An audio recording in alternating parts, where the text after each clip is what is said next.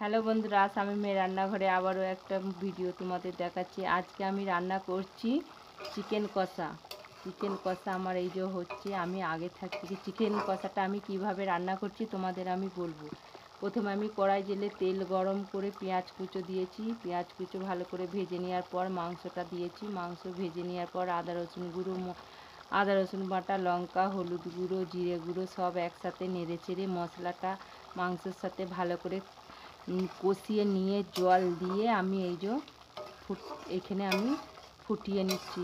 আর কিছুক্ষণ পর আমার মাংস কষা হয়ে যাবে।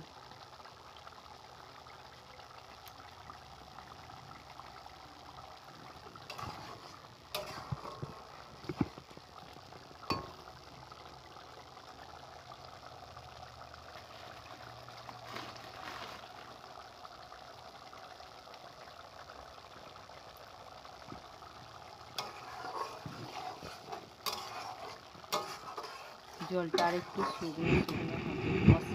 মাংস কষা